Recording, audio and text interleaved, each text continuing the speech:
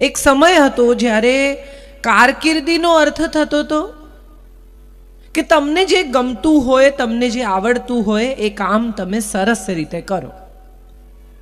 હવે કારકિર્દીનો અર્થ છે ખૂબ પૈસા કમાવો. કોણ કેટલા પૈસા કમાય છે એના ઉપર એની સફળતાનો આધાર છે. કોણ કેવું કામ કરે છે એના પર એની સફળતાનો આધાર નથી. પણ મજાની વાત એ છે કે કોઈ પણ માણસ આ દેશમાં દાખલ થાય, સ્પેનથી આવે, ઇંગ્લેન્ડથી આવે, અમેરિકાથી આવે, જાપાનથી આવે, ચીનથી આવે, દુનિયામાં ક્યાંયથી પણ માણસ એરપોર્ટ પર ઉતરે તો એ સૌથી પહેલા શું જુએ? સૌથી પહેલા આપણા દેશના કયા નેતાને ઓળખે અથવા મળે? ખબર છે કોઈને? ગાંધીને. કેમ? કારણ કે પહેલા એક્સચેન્જ કરન્સી કરાવે અને એના હાથમાં સૌથી પહેલા શું આવે તો કે આ દેશની કરન્સી. આ દેશમાં એણે જે પૈસા વાપરવાના છે એ એક્સચેન્જ કરાવે અને ગાંધીનો ચહેરો સૌથી પહેલા જુએ. જે માણસ સૌથી વધારે દારૂની ખિલાફ હતો, જે માણસ સૌથી વધારે ભ્રષ્ટાચારની ખિલાફ હતો, જે માણસ સૌથી વધારે ભાવ વધારાની જેણે વિરોધ કર્યો, એ માણસનો ચહેરો છાપેલી નોટ આપણે દારૂ ખરીદવા માટે વાપરીએ છીએ, આપણે ભ્રષ્ટાચાર કરવા માટે વાપરીએ છીએ. કોઈ નેતાને, કોઈ ઓફિસરને આપણે લાંચ કયા સ્વરૂપમાં આપીએ છીએ? ગાંધીનો ચહેરો છાપેલી નોટથી.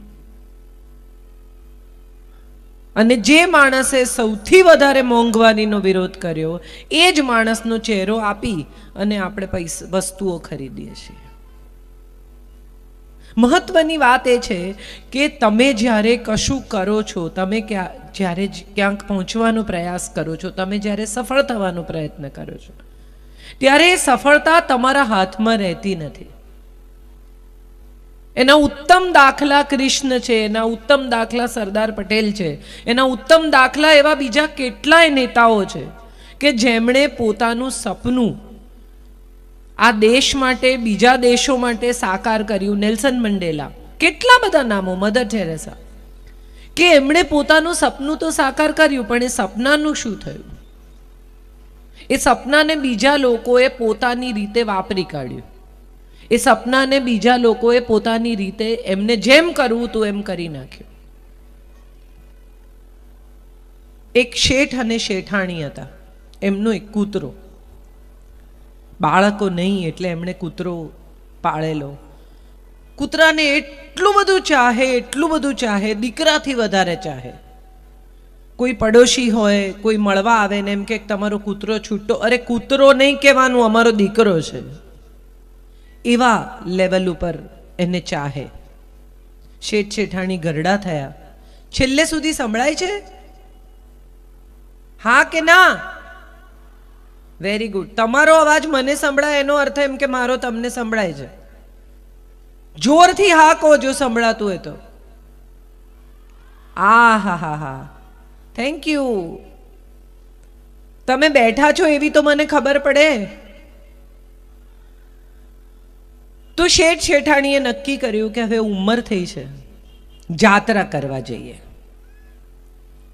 બંને જણા જાત્રા કરવાનું પ્લાનિંગ કર્યું, પણ આને ક્યાં મૂકી જાય? એટલે એ લોકોએ નક્કી કર્યું કે કંઈ વાંધો નહીં, આપણે ગાડીમાં જાત્રા કરીએ અને એને ભેગો લેતા જઈએ. કેટલાય ધામ ફર્યા, 21 ધામની જાત્રા કરી, એક આખું વરસ ફરી અને શેઠ શેઠાણી પાછા આવ્યા. ગામના લોકોએ શેઠ શેઠાણીનું બહુમાન કર્યું, એમને હાર પહેરાવ્યો, એમની જાત્રાની વાતો સાંભળી. એટલે કૂતરાના જે મિત્રો હતા એ લોકોને પણ થયું કે આપણે પણ આનું બહુમાન કરવું જોઈએ. આપણો જાતિભાઈ છે, આવી રીતે ફરીને આવ્યો તો આપણે આનું બહુમાન કરીએ. એટલે કૂતરાઓએ પણ બહુમાન નક્કી કર્યું ને સરસ મજાની જગ્યાએ.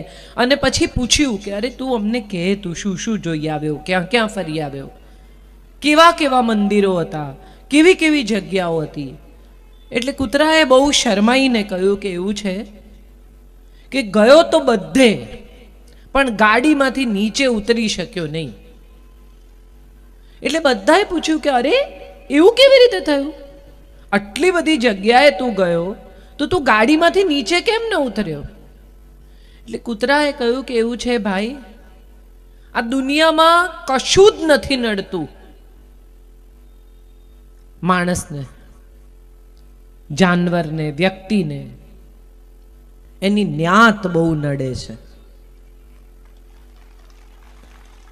એટલે કૂતરાઓ સમજ્યા નહીં. એમણે પૂછ્યું કે ન્યાત નડે એટલે શું થાય? તો કે ત્યાંના જે લોકલ કૂતરા હતા ને, એણે ભસી ભસીને મને ગાડીમાંથી ઉતરવા દીધો જ નહીં.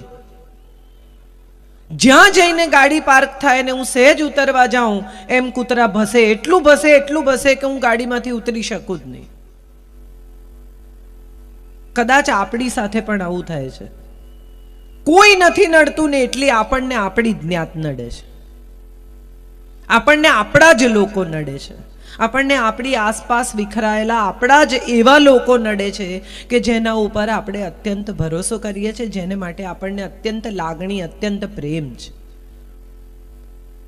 તમે ખરેખર વિચારો ને તો તમને સમજાય. ને તમારા બધાના ઘરમાં એમ જ થતું હશે કે એક પુત્રવધુ પરણીને આવે ને તો પુત્રવધુને સસરાને તો બહુ જ બને.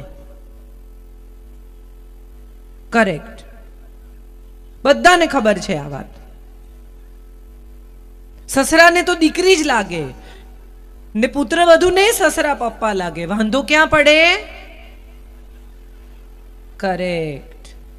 એટલે કોણ નડે? ન્યાત.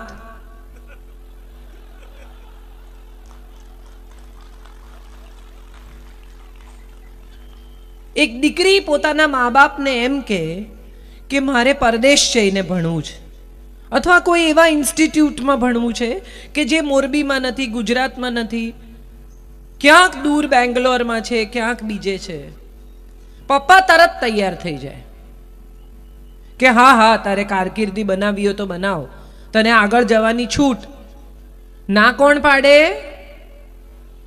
કરેક્ટ. કોણ નડે? મજા એ છે,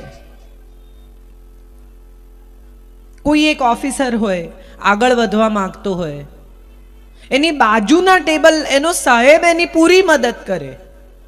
એનો સાહેબ એને પરીક્ષાઓ આપતા શીખવે, એને આગળ વધતા શીખવે. પણ એની બાજુના ટેબલ પર જે એનો કલીગ બેસતો હોય ને, એ રોજ પંચર પાડે. એકતા કપૂરની સિરિયલ આપણે બધા જોઈએ જ છે. રોજ સ્ત્રીઓ જોતી જાય ને એમ કહેતી જાય કે આવું તો કંઈ હોતું હશે, આ તે કંઈ સાચું છે. અરે રામ, કેવું બતાવે છે, પણ જોયા વિના રહે નહીં. નથી ગમતું તો બંધ કર દો ને. બંધ નહીં કરે, ભૂલો કાઢશે. આ લગ્ન જીવન જેવું છે. રોજ ફરિયાદ કરે સ્ત્રીઓ, આવા છે ને તેવા છે ને, મોબાઈલમાંથી માથું નથી કાઢતા ને, ફેસબુકમાંથી માથું નથી કાઢતા ને, મોડા આવે છે ને, ઘરના કોઈની પડી નથી. અને આપણે જો પૂછીએ કે આટલા બધા પ્રોબ્લેમ હોય તો છૂટાછેડા લેવા છે કે ના, મેં ક્યાં કીધું? ફૂલ ફરિયાદ, પણ સાથે રહેવું છે. વાત કરવાની છે એક એવા વિષય પર કે જે આમ બહુ સેન્સિટિવ છે અને આજના સમયમાં હવે એ જ સત્ય છે. ભારતમાં 5 નેશનલાઇઝ બેંક છે, એમાંની 4 બેંકની હેડ સ્ત્રીઓ છે. એનો અર્થ એમ થયો કે સ્ત્રીની કારકિર્દી એ હવે કોઈ સમસ્યા નથી. સુંદર પિચાઈ આ દેશમાંથી જઈને ગૂગલનો હેડ થયો. ઇન્દ્રા નુઈ ચેન્નઈથી જઈ અને પેપ્સિકોલાની હેડ થઈ. એવી કેટલી બધી સ્ત્રીઓ છે. સોનલ જે ઓબામાની ઓફિસમાં કામ કરે છે. આપણી પાસે એવા કેટલા દાખલા છે, એવી કેટલીય સ્ત્રીઓ છે કે જેણે પોતાની ઝળહળતી કારકિર્દી બનાવી છે. અમૃતા પ્રીતમથી શરૂ કરીને, લેખકથી શરૂ કરીને, એક્ટ્રેસથી શરૂ કરીને, Deepika Padukone national badminton champion રહી, નેશનલ સ્વિમર રહી, અને એક દિવસ એણે માથું ફેરવીને કહ્યું કે ભાઈ આ બધું મારાથી નથી થતું, મારે એક્ટર થવું છે. એના પિતા 2 વર્ષ એની સાથે બોલ્યા નહીં.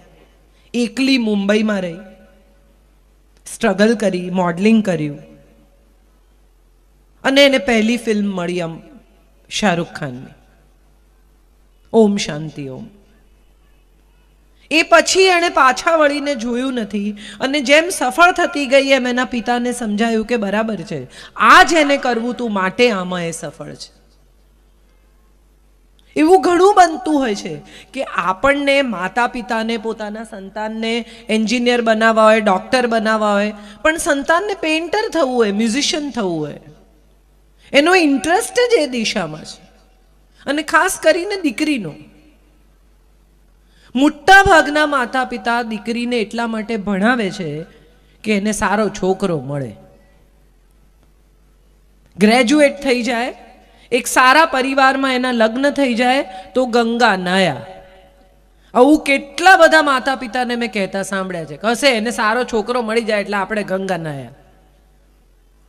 સારો છોકરો તમારી દ્રષ્ટિએ અને સારો છોકરો એની દ્રષ્ટિએ સાવ જુદી વાત છે. કેટલા લોકો મેટ્રિમોનિયલ કોઈ દિવસ પણ છાપામાં જાહેરાતો લગ્ન વિષયક ખોલીને વાંચે છે? ન વાંચતા હો તો હવે એક દિવસ, આજે પણ હશે રવિવારના છાપામાં, નહીં તો આવતા રવિવારે જોજો. ઊંચી, પાતળી, ગોરી, સુંદર, સુશીલ, આ જરૂરિયાત છે. બધી જાહેરાતોમાં સેમ જ છે. ઊંચી, પાતળી, ગોળી, સુશીલ, સંસ્કારી, રસોઈ બનાવી શકે એવી, સંયુક્ત કુટુંબમાં રહી શકે એવી. પણ આવી રિક્વાયરમેન્ટ છોકરા માટે નથી. પરિવારમાંથી જ્યારે જાહેરાત આપવામાં આવે છે ત્યારે કોઈ પરિવાર એવું નથી કહેતો કે દીકરીના મા બાપનું સન્માન કરી શકે એવો છોકરો જોઈએ. આપણે કોઈ દિવસ આવું જાહેરાતમાં લખતા નથી. કમાતો હોય, સારી નોકરી કરતો હોય, ઊંચો હોય, ખાનદાન હોય, આ બધી આપણી જરૂરિયાત છે. પણ મારી દીકરી સાથે દોસ્ત બનીને રહે એવો છોકરો જોઈએ એવું કોઈ મા બાપ કહેતા નથી. મારી દીકરીના મિજાજ સંભાળે, ક્યારેક એને માફ કરે, ક્યારેક એને વાલ કરે એવો છોકરો જોઈએ એવું મા બાપ ક્યારેય વિચારતા નથી. કેટલાક મા બાપ ઘર જોવા જાય દીકરાનું, પાછા આવીને ગર્વથી કહે એમના ઘરમાં તો 6 એસી છે. 6 એસી છે એ દીકરી પરણાવવાની જગ્યા છે એવું વિચારનારા મા બાપને ખબર જ નથી કે પહેલો ઝઘડો તો ત્યાંથી થશે કે એસીનું ટેમ્પરેચર કેટલું રાખવું. એકને 16 જોઈશે અને એકને 24 જોઈશે, અને એક રૂમમાં નહીં સૂવે ત્યાંથી ઝઘડો ચાલુ થશે.